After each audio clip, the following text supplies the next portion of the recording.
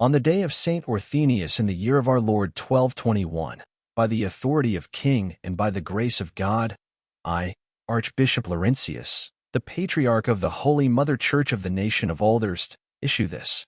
Codex Inquisitorium. Preamble. 1. General Provisions. The Holy Inquisition is the body of the Holy Mother Church. It was summoned by our merciful Lord to cleanse the realm of heretics, misbelievers, and apostates of faith who as enemies of God and King strive to destroy the kingdom of God on earth and to disrupt everything that was laboriously built. For this self-sacrificing mission let the Holy Inquisition be given sole powers of investigation, trial, and execution, including powers arising from capital rights and the rights of torture.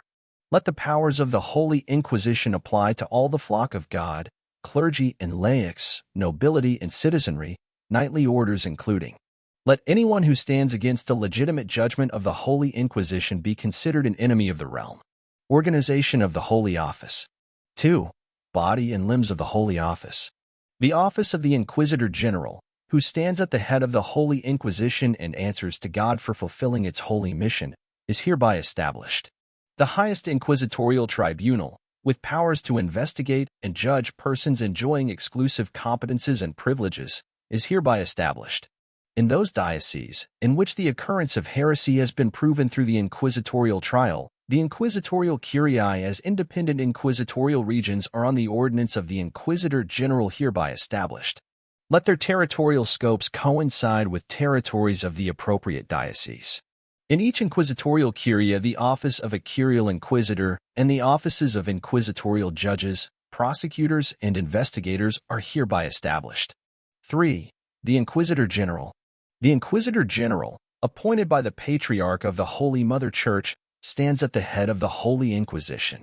The office of the Inquisitor General ceases with death or charge of heresy. 4. The highest inquisitorial tribunal. The highest inquisitorial tribunal is composed of the Inquisitor General and 3 cardinals elected for life by the episcopal convocation. The highest inquisitorial tribunal decides on guilt by the majority of votes. Inequality of votes the vote of the Inquisitor General rules. Members of the highest inquisitorial tribunal can be removed only by the decision of other members of the highest inquisitorial tribunal based on the charge of heresy. 5. Curial Inquisitors. Curial Inquisitors, appointed from a number of inquisitorial judges by the Inquisitor General and also removed by him, stand at the head of each inquisitorial curia.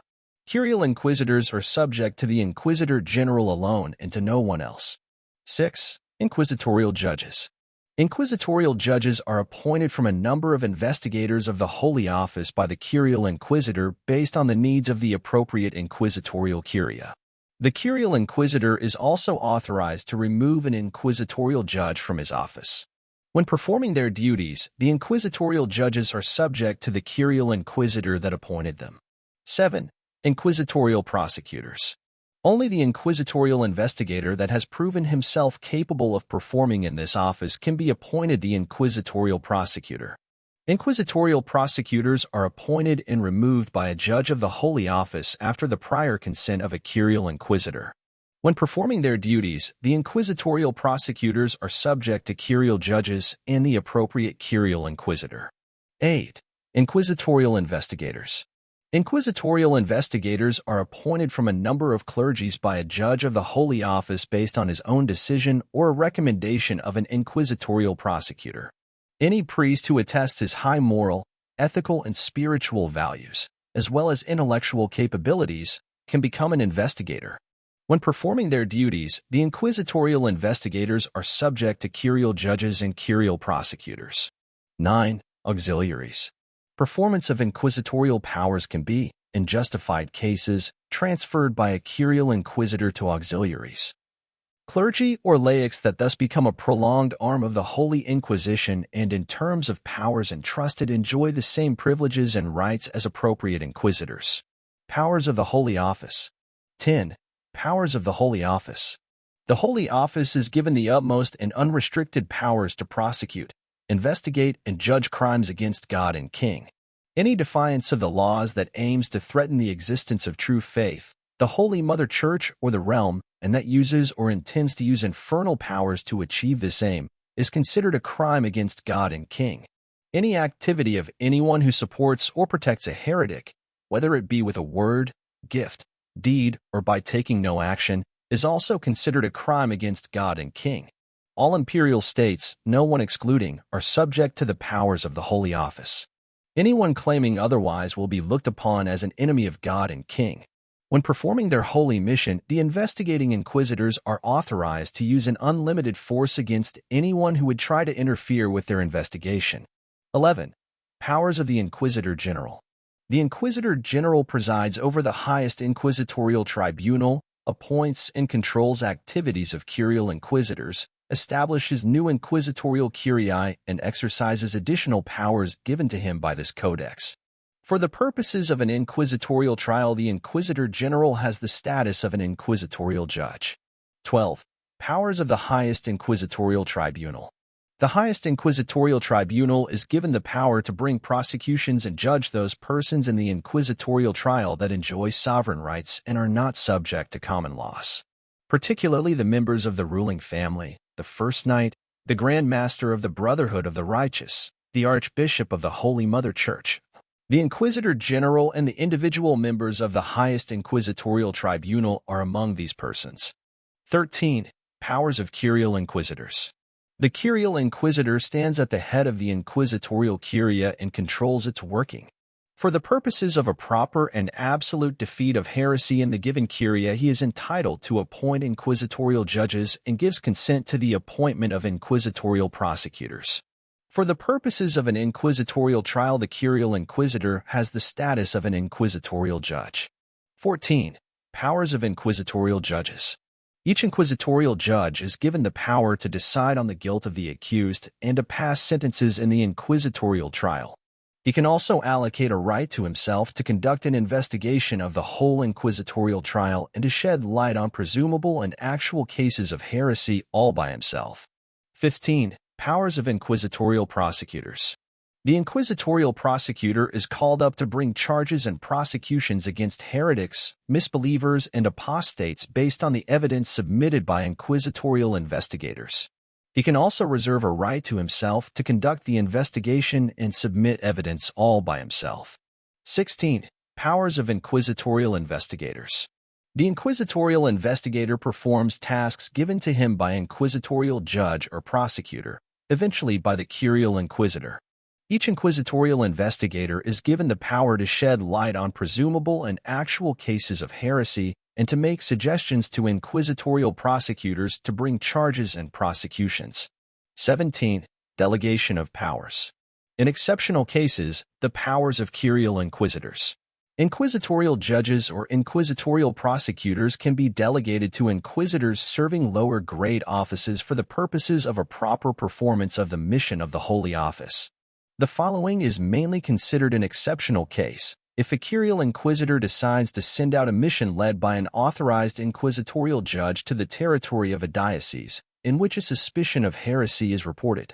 He delegates a part of his own powers to him for the purposes of an inquisitorial trial within the scope of this mission. If a situation arises when a curial inquisitor is not able to perform his office or if he is suspended, the most senior inquisitor of the highest rank temporarily takes over his office. If a situation arises when no inquisitorial judge or inquisitorial prosecutor in the given curia or mission can perform his office, the most senior inquisitorial investigators temporarily take over their offices. Inquisitorial procedure. 18. Procedural principles. Until a guilt is pronounced by a judgment of an inquisitorial court, it is impossible to regard one against whom the inquisitorial trial is proceeded as not being a heretic. The Holy Inquisition is obliged to implead all crimes against God and King it learns about. During the trial, the investigating inquisitors act ex officio so that the heresy is manifested as soon as possible. The investigating inquisitors judge evidence according to their inner beliefs based on a thoughtful deliberation of all factors of the case, individually and as a whole. In case of doubts, it is necessary to adhere to what is more certain. Heresy, disbelief, and apostasy of faith are always more certain than innocence of persons against which the inquisitorial trial is proceeded. A single judge or court makes decisions in the inquisitorial trial, which is always closed except for delivery and execution of the judgment. Persons charged with heresy are not entitled to defense. Truth about their guilt or innocence will be revealed during the inquisitorial trial. During decision-making in the main trial, the inquisitorial court can take account only of that evidence that was implemented during this trial. One against whom the inquisitorial trial is proceeded must be at every stage of the trial enlightened about what he or she is in for, in case he or she will not voluntarily confess to that which is laid to his or her charge. 19. Investigation. Every inquisitor is obliged to duly and timely investigate all suspicions of heresy he learns about. Anonymous denunciation is allowed, but if this denunciation is consciously false, the informer will be given over to the secular power for punishment. 20. Bringing a charge. The inquisitorial trial starts with bringing a charge against a person suspected of heresy. The charge is brought by an inquisitorial prosecutor based on the evidence submitted by an inquisitorial investigator or gained with prosecutor's own investigation. To charge a person suspected of heresy, it is necessary to submit that amount of evidence corresponding to the standing from which that person comes. Therefore, to charge simple folk and vassals of the peasant, craft, or citizen standing, it is required to submit one convincing evidence. To charge clergy and members of lower nobility, it is required to submit 2 pieces of convincing evidence. To charge prelates, members of higher nobility, and persons enjoying sovereign rights, it is required to submit 3 pieces of convincing evidence. 21. Imprisonment. Person charged with heresy must be put in jail without delay once the charge has been conveyed, so that he or she cannot try to demur against God's justice. In case the person charged of heresy resists when being arrested, the inquisitor is authorized to use force to overcome this resistance. The imprisonment is performed in cooperation with the local sheriff, who is obliged to assist the inquisitor. 22. Legal proceedings. Only that person that has been charged with heresy can be prosecuted.